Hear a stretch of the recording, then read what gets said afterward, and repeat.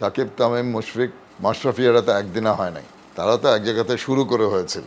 এসে তারা না হয় পঞ্চপাণ্ডব হয়েছিল এবং তাদের ক্যারিয়ারের শেষের দিকে তারা একটা মানে সলিড একটা গ্রুপ হিসেবে কাজ করেছে।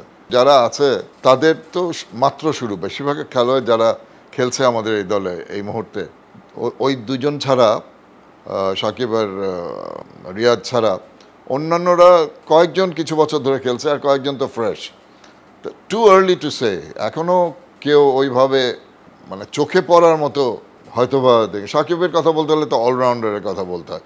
অলরাউন্ডার তো ওরকম পাওয়া খুবই মুশকিল। এখন তো যারা দু একজন অলরাউন্ডার আছে। কমিউনিটি ব্যাংক, সবার ব্যাংক। তারাও কনসিস্টেন্ট না, হয়তো খেলছে, ইনজুরির কারণে বাদ পড়ে যাচ্ছে, এটা সেটা। কনসিস্টেন্টলি কাউকে পারফর্ম করতে দেখছি না। কিন্তু এটা আবার বলতে হয় যে ওদের প্রথম দিকেও কিন্তু সবাই বলে না they'll turn into all this great players.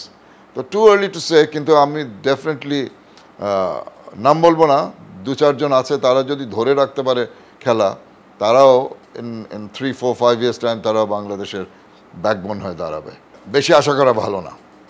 আমার মনে হয় সেমিফাইনাল হয়ে গেলে আমি তো চাই বাংলাদেশ চ্যাম্পিয়ন হোক। You have to be practical. Look at what has happened. আমাদের জিম্বাবুয়ের সঙ্গে আমরা 4-1 জয়লাভ করেছি, কিন্তু দুটো ম্যাচ খুব ক্লোজ ছিল আমাদের নিজের মাটিতে, যেই জিম্বাবুয়ে কোয়ালিফাই করতে পারে নাই। শ্রীলঙ্কার সাথে 2-1 সিরিজ হেরেছে। আমাদের যেটা সত্য সেটা মানতে হবে। একেবারে আমি বলে দিলাম হ্যাঁ আমরা বিশ্বকাপ জয়লাভ করব, এটা বলে তো লাভ নাই।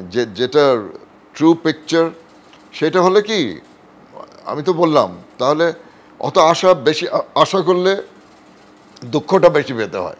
বাংলাদেশের ক্রিকেটের যেই কনফিডেন্স লেভেলটা ফিরে আসার প্রয়োজন, সেটা তারা ফিরে পাবে।